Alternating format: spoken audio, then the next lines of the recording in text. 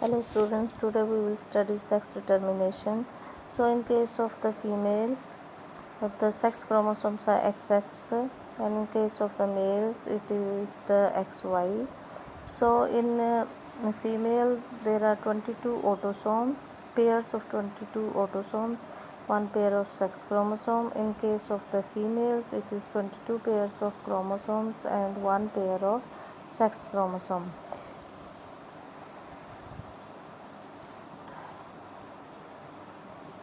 Now, so we can also write in case of male 44 chromosomes plus one pair of sex chromosome, 44 chromosomes plus one pair of sex chromosome.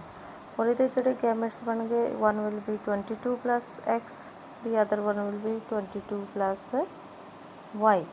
So in case of females it will be 22 plus X and the other one will be 22 plus X. So 50% of the gametes will be with the X chromosome and 50% of the gametes will be with the Y chromosome in case of the males. In case of the females, 50% will be with the X chromosome and 50% will be with the other X chromosome. So we can say, so 44 plus XX, 44 plus XX, or it can be 44 plus XY or 44 plus XY. So if this fuses with this and this will be the combination. If this fuses with this, then this fuses with this, then this will be the combination. So 50% of the chances they are male and 50% of the chances they are female. So this was the method of sex determination in humans. So you can also see here, so this is male,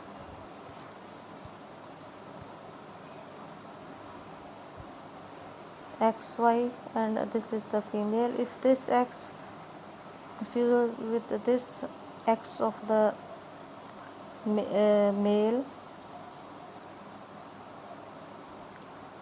of the female it will form XX, it will be female will formed. If this X fuses with this X, female will formed. If this Y fuses with this X, then it is male. If this Y fuses with this X, then it is male. So 50% of the chances that they are male and 50% of the chances that they are female. So another sex determination methods in human beings, this is shown clearly that this is the father, this is the mother. So gametes formed is XY. Here the mother, in case of mother it is XX. So if this X fuses with this, it will be the female. If this X fuses with the other X, then it will be the female. Now this Y fuses with this X, then it is male, and this Y fuses with X, then it is male. So 50% of the chances of the male as well as 50% of the chances of the female. This was the method of sex determinations in humans. Now the sex determination in case of grasshopper. Grasshopper एक insect है, और that means कि ਹੁਣ ਅਸੀਂ ਪੜ੍ਹ ਰਹੇ ਹਾਂ sex determination in insect.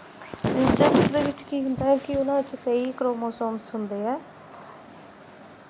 Total 23 chromosomes है जिहदे कि 22 ऑटोसोम्स है, और जिहड़ा इन केस ऑफ मेल ग्रासहोपर की गल कर रही हूँ मैं, ये 22 ऑटोसोम्स है और एक जिहड़ा 22 एंड 1 जिहड़ा क्रोमोसोम रह गया that is the sex chromosome. So जो ये गैमेट्स फॉर्मेशन होणगे that will be 11 plus X, and in case of जिहड़ा वाई क्रोमोसोम है वो नहीं है, उसकी जगह पर इट इज़ 0, ਉਹਦੀ ਜਗ੍ਹਾ 'ਤੇ ਅਸੀਂ 0 ਲਿਖਿਆ ਹੈ. So 11 plus X then it is this is autosome and this is the sex chromosome. The other one ਜੋ ਦੂਜਾ ਗੈਮੇਟ ਬਣੇਗਾ ਉਹਦੇ 'ਚ 11 plus 0 sex chromosome. So grasshopper ਜਿਹੜਾ ਮੇਲ ਦਾ ਉਹਦੇ ਵਿੱਚ ਹੈ 11 ਪਲਸ ਐਕਸ ਜਾਂ 11 ਪਲਸ 0. ਸੋ ਇਹ ਹੋ ਗਿਆ ਮੇਲ ਗ੍ਰਾਸਹੋਪਰ। ਇਨ ਕੇਸ ਆਫ ਫੀਮੇਲਸ ਦਾ ਗ੍ਰਾਸਹੋਪਰ, ਉਹਦੇ ਵਿੱਚ 24 ਕ੍ਰੋਮੋਸੋਮਸ ਹੈ, 22 ਆਟੋਸੋਮਸ ਐਂਡ 2 ਸੈਕਸ ਕ੍ਰੋਮੋਸੋਮਸ ਹੈ। ਉਹਦੇ ਗੈਮੇਟਸ ਕੀ ਬਣਨਗੇ 11+X 11+X। ਸੋ ਦੋ ਤਰ੍ਹਾਂ ਦੇ ਕ੍ਰੋਮੋਸੋਮਸ ਹੁੰਦੇ, ਇੱਕ ਆਟੋਸੋਮਸ ਅਤੇ ਇੱਕ ਸੈਕਸ ਕ੍ਰੋਮੋਸੋਮਸ। ਔਰ ਜਿਹੜੇ ਆਟੋਸੋਮਸ ਹੈ ਦੇ ਆਰ ਨੋਰਮਲ ਕ੍ਰੋਮੋਸੋਮਸ ਹੈ, ਔਰ ਜਿਹੜੇ ਸੈਕਸ ਕ੍ਰੋਮੋਸੋਮਸ ਹੈ ਦੇ depend whether it will form males or the females, and it will determine the sex.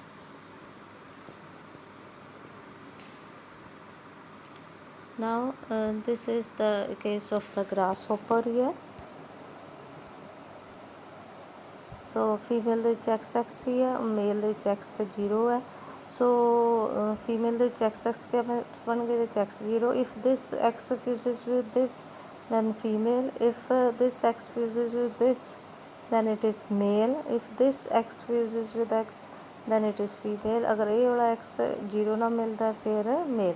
So 50% chances ਇਹਦੇ ਵਿੱਚ ਮੇਲਸ ਦੀਆਂ, 50% of the chances that of female. So ਕਿਸ ਤਰ੍ਹਾਂ ਦਾ ਡਿਟਰਮੀਨੇਸ਼ਨ ਹੈ ਇਹਦੇ ਵਿੱਚ, XO determination of sex. Now next ਹੈ ਇਹਦੇ ਵਿੱਚ determination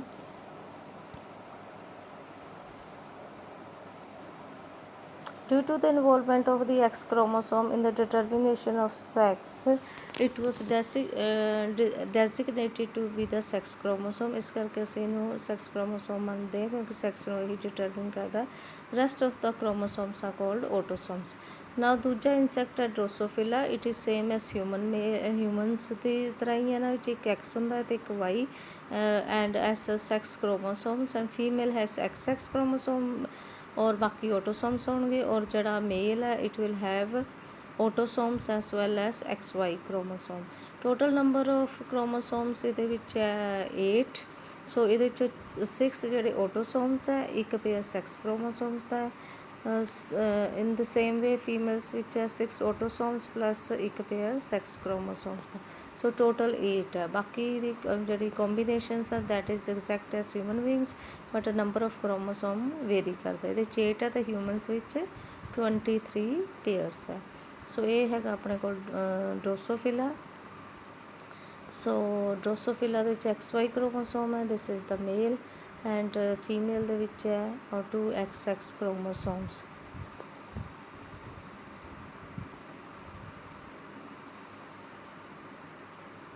In both the cases, male produce 2 different types of gametes।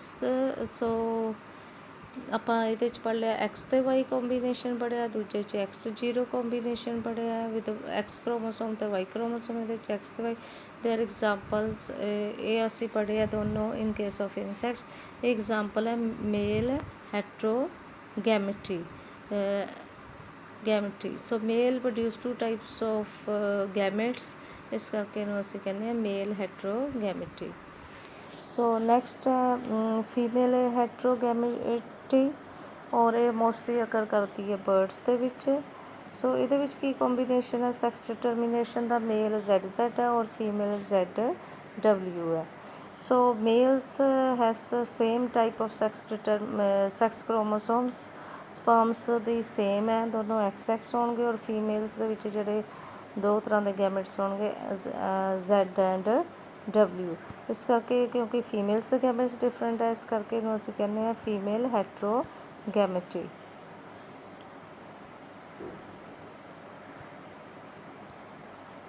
So this is example in case of birds ਦੇ ਵਿੱਚ ਹੈ। ਸੋ ਬਰਡ ਹੈ, ਦਿਸ ਇਜ਼ ਆਟੋਸੋਮਸ, ਇਹਦੇ ਮੇਲ ਦੇ ਗੈਮੇਟਸ ਹੋ ਗਏ, ਸੈਕਸ ਕ੍ਰੋਮੋਸੋਮਸ ਹੋ ਗਏ। ਫੀਮੇਲ ਹੈ, ਇਹਦੇ ਫੀਮੇਲ ਦੇ ਸੈਕਸ ਕ੍ਰੋਮੋਸੋਮਸ ਹੋ ਗਏ। So it will be A+Z ਇੱਕ ਗੈਮੇਟ, ਔਰ ਦੂਸਰਾ ਆ ਗਿਆ A+Z, ਸੇਮ ਗੈਮੇਟਸ ਹੈ। ਦੂਜੇ ਪਾਸੇ ਆ ਗਿਆ ਆਪਣੇ ਕੋਲ A ਆਟੋਸੋਮਸ ਪਲੱਸ W, ਔਰ ਇਹ ਆ ਜਾਏਗਾ A+Z। ਸੋ ਜੇ ਅਸੀਂ ਇਹਨਾਂ ਦੀ ਕੋਂਬੀਨੇਸ਼ਨਸ ਬਣਾਵਾਂਗੇ, ਅਸੀਂ ਇਹ ਜਿਹੜੀ AZ ਇੱਧਰ ਲਿਖ ਲਿਆ, AZ ਇੱਧਰ, ਦੂਸਰਾ AZ ਇੱਧਰ, ਔਰ ਇੱਧਰ ਨੂੰ ਅਸੀਂ ਫੀਮੇਲ ਲੈ ਲਈ AZ ਅਤੇ W। ਸੋ ਕੋਂਬੀਨੇਸ਼ਨਸ ਕੀ ਬਣਿਆ 50% ਮੇਲਸ 50% ਫੀਮੇਲਸ।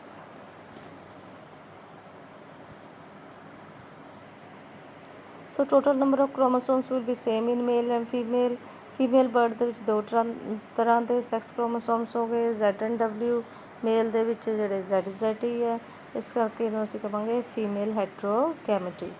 ਨਾਓ ਦਾ ਨੈਕਸਟ ਅਗਲਾ ਕੇਸ ਹੈਗਾ ਆਪਣੇ ਕੋਲ ਸੈਕਸ ਡਿਟਰਮੀਨੇਸ਼ਨ ਇਨ ਹਨੀ ਬੀਜ਼। ਥੋੜ੍ਹਾ ਜਿਹਾ ਇੱਥੇ ਡਿਫਰੈਂਸ ਹੈ। In honey bee sperms and ova fuse to form the queen or the worker। Egg ਅਤੇ ਸਪਰਮ ਮਿਲ ਕੇ ਬਣਾਉਣਗੇ ਜਾਂ ਕੁਈਨ ਜਾਂ ਵਰਕਰ। ਐਂਡ ਜਿਹੜਾ ਅਨਫਰਟੀਲਾਈਜ਼ਡ ਐਗ ਹੋਏਗਾ that will be converted to drone। unfertilized ਦਾ ਮਤਲਬ ਹੈ ਕਿ female gamete directly changes to offspring। So this means the males have half the number of chromosomes than that of the females। So females ਇਹਦੇ ਵਿੱਚ deployed ਹੋਣਗੀਆਂ 32 chromosomes ਹੈ, ਔਰ mails ਹੈ ਹੈਪਲੋਇਡ ਆ, ਦੈਟ ਮੀਨਸ ਉਹਦਾ 16 ਕ੍ਰੋਮੋਸੋਮਸ ਹੀ ਹੈ। This is called haplo diploid sex determination. Haplo diploid ਕਿਉਂ ਕਿਹਾ? ਕਿਉਂਕਿ half the number of chromosomes in male, and diploid ਇਸ ਲਈ ਕਿਹਾ ਕਿਉਂਕਿ ਫੀਮੇਲ ਦੇ ਵਿੱਚ double the number of chromosomes. Males produce gametes by mitosis, ਕਿਉਂਕਿ ਸੇਮ ਨੰਬਰ ਆਫ ਕ੍ਰੋਮੋਸੋਮਸ ਰਹਿਣੇ ਚਾਹੀਦੇ ਆ, ਸੋ ਇਹਦੇ ਵਿੱਚ ਪ੍ਰੋਸੈਸ ਹੋ ਗਈ ਮਾਈਟੋਸਿਸ। ਔਰ ਜਿਹੜੇ males have no so mitosis in case of the females ਦੀ ਅਸੀਂ ਐਗਜ਼ਾਮਪਲ ਲਵਾਂਗੇ ਉਹਦੇ ਵਿੱਚ ਮੀਓਸਿਸ ਹੋਏਗੀ। So this is female with 32 chromosomes. ਇਹਦੇ ਦੋ ਗੈਮੇਟਸ ਬਣ ਗਏ 16 ਦੇ। ਔਰ ਜਿਹੜਾ ਅਨਫਰਟੀਲਾਈਜ਼ਡ ਉਸੀ ਤਰ੍ਹਾਂ ਪਾਰਥੈਨੋਜੈਨੇਸਿਸ ਨਾਲ ਉਹ ਉਨੇ ਦੇ ਉਨੇ ਕ੍ਰੋਮੋਸੋਮਸ ਡਾਇਰੈਕਟਲੀ ਉਹੀ ਜਿਹੜਾ ਇਹਦੇ ਵਿੱਚ ਗੈਮੇਟ ਹੈ ਡਾਇਰੈਕਟਲੀ ਕਨਵਰਟਡ ਟੂ ਮੇਲ ਗੈਮੇਟ। ਅਤੇ ਇਸ ਤਰ੍ਹਾਂ ਇਹਨੂੰ ਅਸੀਂ ਕਹਾਂਗੇ ਪਾਰਥੈਨੋਜੈਨੇਸਿਸ ਮੈਥਡ ਹੈ, ਔਰ ਮੇਲ ਗੈਮੇਟ ਦੀ ਫੋਰਮੇਸ਼ਨ ਹੋਏਗੀ। ਬਟ ਇਨ ਕੇਸ ਜਿਹੜਾ ਹੁਣ ਇਹ ਮੇਲ ਹੈ, ਔਰ ਅੱਗੇ ਕਿਸ ਤਰ੍ਹਾਂ ਬਣਾਉਣਗੇ? ਮਾਈਟੋਸਿਸ ਨਾਲ, ਸੇਮ ਨੰਬਰ ਆਫ ਕ੍ਰੋਮੋਸੋਮਸ ਰਹਿਣਗੇ ਮਾਈਟੋਸਿਸ ਨਾਲ। ਸੋ ਫੀਮੇਲ ਅਗੇਨ 32, ਔਰ ਜਿਹੜਾ ਇਹਦਾ ਇੱਕ 16 ਕ੍ਰੋਮੋਸੋਮਸ ਹੈ, ਔਰ 16 ਔਰ 16 ਮੇਲ ਦੇ ਦੋਨੋਂ ਫਿਊਜ਼ ਕਰਕੇ ਫਿਰ ਜਿਹੜਾ ਬਣੇਗਾ that will be the female ਔਰ ਦਾ ਜ਼ਾਈਗੋਟ। ਸੋ ਇਸ ਤਰ੍ਹਾਂ ਦੇ ਕੰਬੀਨੇਸ਼ਨਸ ਨੂੰ ਅਸੀਂ ਕਹਿੰਦੇ ਹਾਂ haplo diploid sex determination. So this is example. This is queen, ਇਹ ਡਿਪਲੋਇਡ ਹੈ। ਡਰੋਨ ਜਿਹੜਾ ਹੈਪਲੋਇਡ ਹੈ। This is the male and this is the female. ਔਰ ਫੀਮੇਲਸ ਦੀ ਜੇ ਉਸੀ ਤਰ੍ਹਾਂ ਇਹਦੇ ਵਿੱਚ 32 ਕ੍ਰੋਮੋਸੋਮਸ ਹੈ, ਜੇ 16